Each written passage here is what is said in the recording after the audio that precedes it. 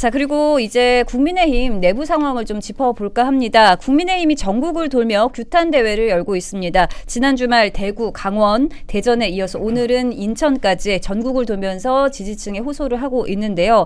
그런데 단결의 모습이 아니라 분열의 모습이 자꾸 노출되는 거 아니냐, 이런 우려의 목소리가 나오고 있습니다. 규탄 대회에서 양향자 의원이 돌발 발언들을 쏟아냈는데요. 영상으로 먼저 확인해 보시겠습니다. 무슨 계엄이 정당했습니까, 여러분? 계엄은 불법이었습니다. 그 계엄의 불법을 방치한 게 바로 우리 국민의힘이었습니다. 우리는 반성해야 됩니다.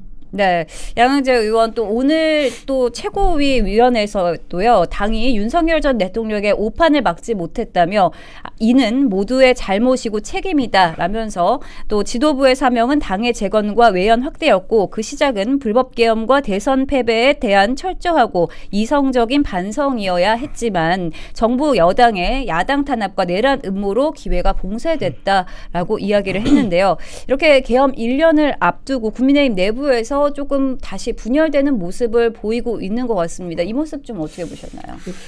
네, 일단은 양향자 최고위원의 입당 시기가 지난 대선 국면이었잖아요. 4월에 입당을 하셨거든요. 우리 국민의힘이 막지 못했다라고 하는 주어를 사용을 하시기에는 당시 우리 국민의힘이 일단 아니셨기 때문에 저는 조금은 이질감이 느껴지는 연설이었습니다. 그리고 저는 이거는 조금 사안에 대해서 전 이렇게 생각합니다. 그 윤석열 전 대통령의 비상계엄을 막지 못했다, 이렇게 표현을 하는 것은 기본적으로 정권을 적대하는 인식이 전 있다라고 생각을 해요. 제가 봤을 때 집권 여당으로서 좀 책임감 있는 메시지라고 하면은 윤석열 전 대통령이 극단적인 선택을 할 수밖에 없을 만큼 고립되게 만들었다라고 하는 식의 표현이 더 적확하다라고 생각을 하거든요. 정권을 막고 차단해야 될 대상으로 규정을 하는 것이야말로 저는 야당이 취해야 될 태도라고 생각을 하고, 여당은 그렇게까지 되지 않도록 잘 뒷받침을 했어야 했고 외롭게 만들지 말았어야 했는데, 그리고 야당의 여러 빗발치는 공격으로부터 우리가 보호를 해줬어야 했는데 그러지 못했다. 이걸 사과하는 게 집권 여당이었던 국민의힘의 당시 취했어야 될 태도였다라고 생각을 합니다. 그런데 지금 남일처럼 윤석열 전 대통령이 일방적으로 독단적으로 잘못된 결정을 했는데 우리 국민의힘이 막지 못했으니까 죄송하다라고 하는 것은 전 이건 너무도 이 정권과 당의 관계를 유리되게 분석하는 거라고 생각을 하고, 이런 태도들이 계속해서 누적이 됐기 때문에 당시 당정 관계가 극단의 파탄으로 이룰 수밖에 없었다라고 생각을 합니다. 그래서 모르겠습니다. 저희 당에 아직 오래 몸담으신 분이 아니시기 때문에 뭐 이런 어떤 당시 저희 상황에 대해서 잘 인지를 못하시는 건지는 모르겠습니다만, 이런 식으로 당원들을 가르치려고 들고 좀 내용에 대해서 명확하게 이해가 전제되지 않은 상황에서 좀 주입식의 메시지만 지속적으로 던지는 것은 전 전혀 효과적이지 않다라고 생각을 하거든요. 그러니까 그리고 또 이제 한 중진 의원은 그렇게도 이야기를 했더라고요. 이렇게 몸싸움만 하는 장외투쟁을 굳이 해야겠냐라고 하면서 저는 우리 당원들을 좀 일부 폄훼하는 것으로 이해를 했습니다. 몸싸움이나 하고 뭐 물병이나 던지고 이제 그런 식의 묘사가 많이 나왔는데, 저는 그렇게 생각을 합니다. 정치인이 뭐 하는 사람들입니까? 당원들 그리고 국민들을 설득을 하고 우리가 이끌어가는 사람들, 그러니까 리더 역할을 해야 되는 게 정치인이라고 하는 사람들의 책무잖아요. 그러면은 당원들, 국민들이 화가 나 있으면은 왜 화가 나 있는지를 이해하려고 노력을 하고 그 사람들의 감정을 추스려 주려고 노력을 하고 봉합을 하려고 노력을 해야 되는 게 정치인의 책무인데, 저는 우리 당 정치인들처럼 편리하게 저 사람들이라고 타자화를 하면서 극단이라고 쉽게 재단을 하면서 선긋기를 해야 한다라고 당연하게 이야기하는 정치 집단을 세계사적으로 본 적이 없습니다. 그만큼 우리 당 자체가 정권에 대한 책임감은 고사하고 당의 주인이라고 하는 당원들에 대한 책임감과 아무런 이런 윤리의식이 없다 라고 저는 생각을 많이 하게 된 계기였다라고 생각을 합니다. 그러니까 양향자 의원이 딱 저희 어머니 세대시거든요. 근데 저희가 비단 당원들뿐만 아니라 국민들뿐만 아니라 자녀 교육을 할 때도 자녀들이 부모를 향해 성토를 할 때는 다 이유가 있는 겁니다. 그러니까 부모가 알게 모르게 자녀를 외롭게 만들었거나 아니면 자녀가 엇나갈 수밖에 없는 여러 환경적인 요건이 있었을 것이고 거기에 대해서 이해를 하고 자녀를 올바르게 인도를 해야 되는 것이 부모의 역할인데 너 왜 그랬어? 너 그런 짓 하면 안 되는데 라고 다그치기만 하고 훈계하기만 하고 윽박지르기만 하면 관계는 더 망가지고 회복이 안 되는 거거든요. 일단 우리 당에 오셨으면은 이제는 국민의힘의 정치인 되신 거잖아요. 그러면은 우리 당원들을 우리 당의 주인으로 인정을 하고 함께 가야 될 우리의 동지로 인정을 한다면 전 이런 식의 접근법은 맞지 않다라고 생각을 합니다. 그분들의 아픔과 상처를 조금 더 이해를 하고 다독이는 과정이 있어야 한다라고 생각을 하고요. 저는 기본적으로 대통령을 2번이나 연속 탄핵으로 잃어버리게 된 이 당원들의 상실감은 상상을 초월한다라고 생각을 하거든요. 네. 거기에 대한 공감이 전제되지 않은 상태에서 무조건적으로 비상계엄에 대한 기계적인 잘잘못만 따지려고 하는 그 접근법 자체가 굉장히 잘못됐다라고 평가를 합니다. 네, 아무래도 국민들 입장에서도 이렇게 계속 엇갈리는 주장들이 나오다 보니까 혼란스러울 수밖에 없거든요. 아니, 그러니까 명확합니다. 일단 양양자 의원이 갑자기 저렇게 센 발언을 하는 거는 저는 민주당으로 다시 돌아갈 빌드업을 쌓는 게 아닌가 이렇게 생각이 들어요. 원래 광주 서구에서 정치를 시작했는데 네. 뭐 대선 때 윤석열 대통령 당선될 것 같으니까 우리 당으로 왔다가 지금 국회의원직을 유지하고 있는 건 아니잖아요. 본인이 국회의원직을 유지하려면 뭐 반도체라는 본인의 무기가 있다고 하는데 그 무기라는 것도 결국 정치권에서 받아줘야 되는데 다시 민주당으로 돌아가려는 게 아닌가라는 생각이 들면서 저렇게 말씀하실 거면 당원 8조를 보면 당은 그 대통령과 함께 국정 운영을 뒷받침하면서 그 결과에 대해서 대통령과 함께 책임을 진다고 되어 있어요. 당원 8조에 명시되어 있습니다. 책임을 지기 싫으면 계엄 이후에 탈당한 당원들 많이 있거든요. 나가세요. 양양자 의원께 나가라는 말씀을 드리고 싶고요. 지금 이 분위기, 분열 분위기라고 말하는 게 뭐 계엄 이후 뭐 사과할 거냐 안 할 거냐 이거랑 당내 당원 게시판 조사할 거냐 아니냐 이거잖아요. 저도 그런 분위기에 대해서 영상으로만 보다가 강원도에 일요일날 이제 그 지도부가 돌 때 왔었는데 제가 좀 부탁드리고 싶은 거는 국민의힘의 다른 의견을 내시는 뭐 김용태 의원이나 뭐 김재섭 의원, 젊은 의원들도 당 지도부가 전국을 돌 때 같이 돌았으면 좋겠어요. 그러면 현장에서 보는 분위기는 확연하게 다릅니다. 현장에서 연설하셨잖아요. 연설했어요. 이번에 연설도 했는데 어쨌든 현장에서 보는 분위기는 저도 이게 긴가민가 하고 이게 당이 정말 분열인가? 혹은 우리 당원들이 정말 이걸로 갈라져 있나? 근데 현장에 딱 가서 김민수 최고위원이 그 질문했어요. 그 강원도에 와서 강원도에 18개 시군에서 버스가 한 3-4대씩 와가지고 또 몇천 명이 모였는데 네. 거기서 질문하더라고요. 당원 게시판 조사 반대하는 사람 있습니까? 이러니까 조용해요. 당원 게시판 조사 찬성하는 사람 있습니까? 그러니까 와 하는 거예요. 네. 현장 분위기를 보니까 이거 당내 분열은 그냥 일부 몇 명의 국회의원들 혹은 몇 명의 최고위원들이 그냥 딴짓거리 하는구나 생각이 들고요. 지금 사실 얼마 안 남았잖아요. 이제 또 전국을 돌지 얼마 안 남은 일정인데 뭔가 다른 목소리를 내는 분들이 있으면 현장에 가서 같이 얘기를 들어봤으면 하는 그런 바람이 있고 양양자 최고위원께서는 탈당하시면 됩니다. 당원 8조 한번 보시고 계엄 때문에 실망한 탈당한 당원들도 많다. 같이 나가라. 라고 해서 그런 말씀을 드립니다. 네. 네, 지금 얘기가 나와서 그런데 당원 게시판 조사는 어떻게 좀 진행되고 있나요? 일단 당무검사 하겠다고 의결을 했기 때문에 이제 조사에 착수를 하겠죠. 근데 조사라고 할 만한 것들도 많지 않습니다. 이제 오늘 자정자로 여상원 윤리위원장의 임기가 만료가 됐기 때문에 뭐 정확히는 이제 물러나게 됐기 때문에 새로운 윤리위원장이 인선이 되는 순간부터 바로 게시가 될 수 있다라고 저는 생각을 하고요.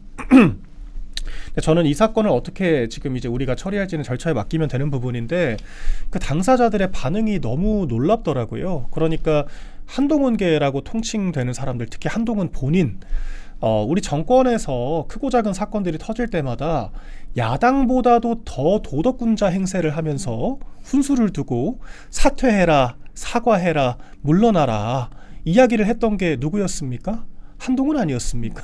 아니 당원 게시판 정도의 스케일의 사고도 아니고 그 몰래카메라 범죄에 포함이 되어 있는 뭐 디올백 사건 같은 것들 이미 지나간 것들까지 끄집어내서 사과하라고 이야기를 하고 김대남 당원 탈당을 했는데도 불구하고 탈당한 당원들에 대해서도 당무감사할 수 있도록 하겠다라고 하면서 그 대단한 뭐라 그럴까요? 뭐 정의의 사도 행세를 또 했었기도 했고, 명태균 사건 관련해서 우리 당사에 압수수색을 들어오니까 당사문을 활짝 열어줬거든요. 그러니까 정권에 대한 치부라고 하더라도 공정하게 해야 된다. 뭐 그런 생각을 했기 때문에 그랬던 거 아니었을까요? 그러니까 본인이 검찰에 법무부 장관까지 몸담으면서 심지어는 당권까지 틀어지고 앉아서 그렇게 다른 사람 치부에 대해서는 도덕군자 행세를 했으면서 왜 자기의 잘못을 들춘다라고 하니까 엉뚱하게 퇴행 운운을 하는 건가? 이해가 되지 않습니다. 이해가 네. 되시나요? 그러니까 이게 너무 앞뒤가 안 맞는 거예요. 그러니까 다른 사람 그 잡돌이 할 때만 목에 핏대 세우고 자기 자신 허물을 들춘다라고 하니까 꽁무니를 빼는 겁니다. 제가 항상 한 줄 요약을 하거든요. 좌파라고 하는 존재를 제가 정의를 하건대 남의 잘못을 들출 때는 목에 핏대 세우고 자기 잘못, 자기 책임은 철저히 회피를 한다. 저는 그렇게 정의를 하는데 지금 전형적인 민주당스러운 모습을 보여주고 있고 한술 더 떠서 뜬금없이 또 김건희 여사 타령을 하더라고요. 지금 김건희 여사가 왜 나옵니까? 그러니까 이런 식의 내란 물타기, 김건희 물타기 같은 것도 민주당을 쏙 빼닮았다라고 생각을 하고 하루빨리 탈당을 하시면 좋겠다라고 생각을 합니다.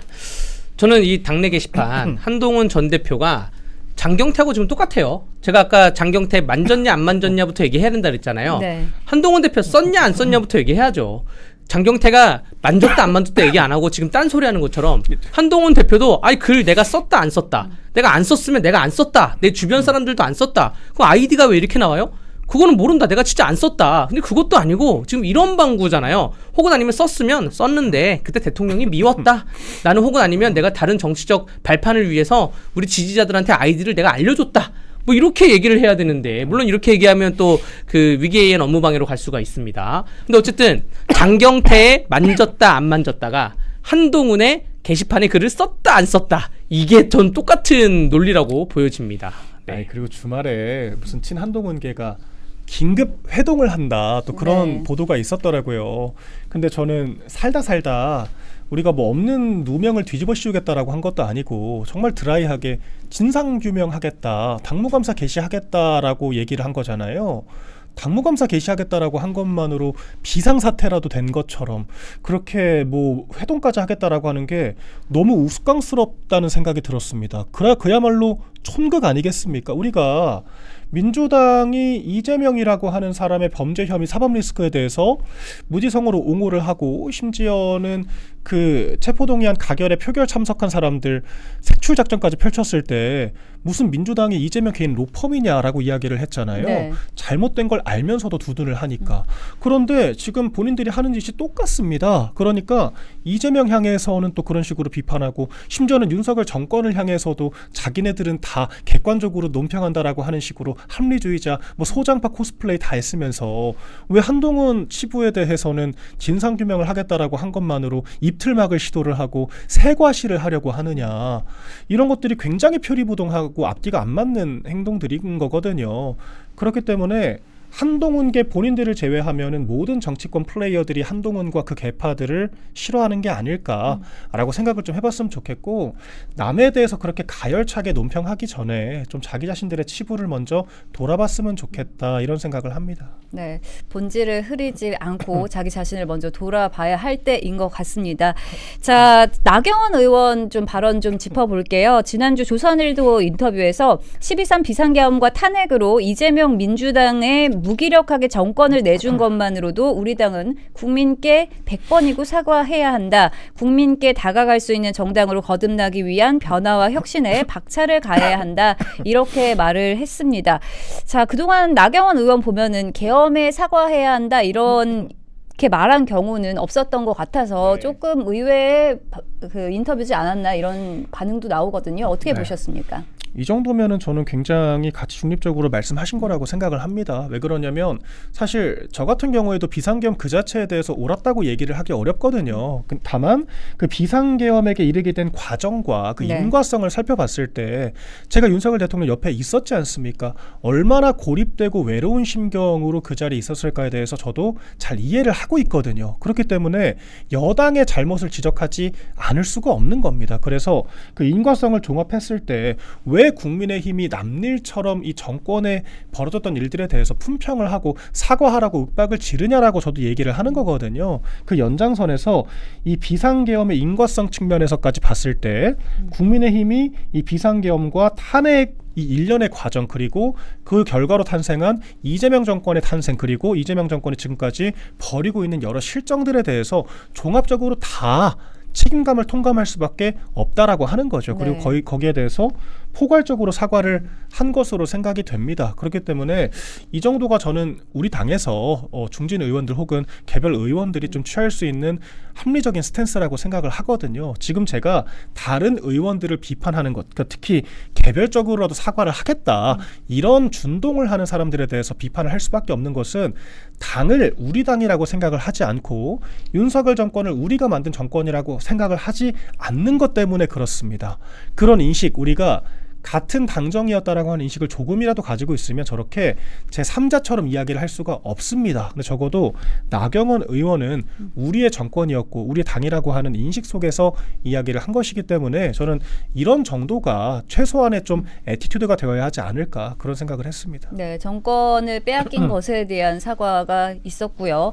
또 계엄 1년을 앞두고 여러 가지 의견들이 나오고 있는 것 같습니다. 당내 소장파인 김용태, 김재석 의원은 당 지도부가 사과 등 입장 표명을 하지 않을 경우에 별도의 사과 입장문을 발표하겠다 이렇게 예고를 했는데요. 이 부분 좀 어떻게 보셨습니까? 그러니까 저 그때도 말씀드렸지만 이렇게 행동력이 있는 분들이 민주당이 야당 시절에 우리 정권을 그토록 강압적으로 압박을 하고 헌법재판소에서도 인정을 했을 정도로 고압적인 입법 폭거를 저질렀을 때 이렇게 했으면 어땠을까? 이런 아쉬움이 너무 큽니다.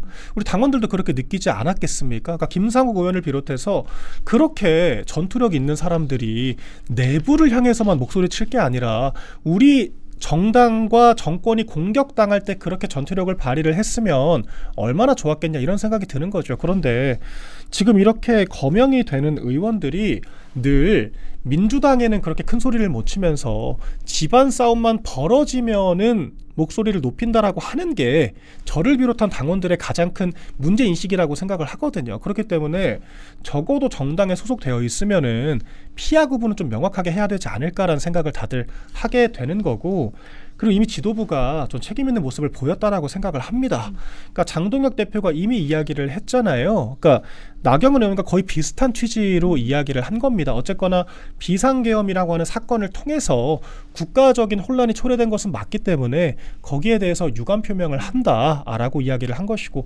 그보다 본질적인 것은 우리가 민주당에 더 적극적으로 투쟁하고 맞서 싸웠더라면 그런 사건 자체가 일어나지 않았을 거 아니냐라고 하는 데서 우리의 반성과 사과가 시작되어야 한다라고 하는 겁니다. 그러니까 그런 상식적이고 합리적인 이야기를 이미 한 상태인데 그럼 뭘 추가적으로 더 사과를 하라는 건가? 일단 거기를 먼저 좀 설명을 해야 될 것 같아요. 그러면은 이분들의 주장은 민주당도 아무 책임도 없고 우리 당도 아무 책임이 없는데 갑자기 윤석열 전 대통령이 혼자 아무 사건도 없었는데 비상계엄을 저질러서 이렇게 지금 이야기를 해야 한다라고 하는 건지 무슨 취지를 지금 이야기를 하고자 하는 건지부터 조금 입장을 정리했으면 좋겠다라고 생각을 하고요. 지도부가 이 정도로 절충안을 냈으면 이제는 좀 그만 자중하는 것이 맞지 않을까라고 하는 생각을 합니다. 네, 마지막으로 이것도 한번 짚어보겠습니다. 최근 한국갤럽 여론조사 결과를 보면요. 중도층의 국힘 지지율이 15%로 나왔습니다. 중도층 외면이 좀 심각한 거 아니냐 이런 우려의 목소리도 나옵니다. 어떻게 보십니까? 일단은 제가 오늘 여론조사를 좀 기점으로 말씀드리면 네. 리얼미터 조사 같은 경우에는 국민의힘이 3%포인트 가까이 상승을 했습니다. 민주당과 정권 지지율은 1%, 2% 내외로 똑같이 하락세를 좀 보여주고 있고요. 그러니까 이것이 장경태 그 사건이 하루 정도 반영이 된 거거든요. 그렇기 때문에 민주당의 추가적인 악재가 없었음에도 불구하고 이런 변화가 있었다라고 하는 것은 이제 선거가 가까워지면서 좀 보수 결집이 일어나고 있는 게 아닌가라고 하는 평가가 충분히 가능할 것 같습니다. 제가 좀 더 유의미하게 봤던 것은 네. 오늘 중앙일보도 여론조사를 했더라고요. 그 정당 지지율을 보면은 민주당이 42%, 그리고 국민의힘이 26%거든요. 네. 이게 한국갤럽과 똑같은 전화면접 조사 방식입니다. 네. 그러니까 무당층이 많이 잡히기 때문에 지금 보시면은 양당 지지율을 합쳐도 70이 되지 않잖아요. 그래서 이런 조사인데 그 무당층이 그러면은 양당 중 여야 중에 누굴 뽑을 것이냐, 지방선거에서 여당 후보, 야당 후보 중에 누굴 뽑을 것이냐라고 질문을 좁혀보니까 여당이 48, 야당이 42가 나옵니다. 네. 그러니까 지금 전화면접의 문제가 뭐냐면 저관여층이 많이 응답을 하기 때문에 무당층이 많습니다. 그런데 무당층이라고 하더라도 투표장에 가면 기권표가 30%가 나오진 않잖아요. 어딘가 한 정당은 찍게 되어 있거든요. 그래서 조금 더 진실된 의사를 확인할 수 있는 게 무당층이 적게 잡히는 ARS 조사고, 이런 것들을 중앙일보가 같은 조사에서 해보니까 어쨌거나 여야 중에 하나를 선택을 하라고 하면 그 민주당은 무당층 중에서 6%포인트밖에 추가가 되지 않는 반면에 국민의힘은 16%포인트가 추가적으로 지지 의사를 표명을 한다라고 하는 겁니다. 그렇기 때문에 현재 특히 한국갤럽이나 MBS 같은 전화면접 조사들은 저는 좀 통계적인 가치가 상당히 떨어진다라고 평가를 하고요. 결과적으로 선거가 가까워질수록 ARS로 수렴할 수밖에 없고, 지금 여당과 야당 중에 누구를 뽑을 것이냐라고 하는 양자구도로 봤을 때는 국민의힘이 일관되게 비슷한 오차 범위 내에서 다투고 있는 경향으로 가고 있다, 이렇게 평가를 하는 게 맞다라고 생각이 됩니다. 덧붙여서 오늘 코프라 그 여론조사 평판 그 기관에서 조사한 바에서는 국민의힘이 또 지지율을 역전하는 결과까지 나왔어요. 그렇기 네. 때문에 우리가 한국갤럽이라고 하는 네임밸류에 지나치게 휩쓸릴 필요가 없다라고 저는 평가를 합니다.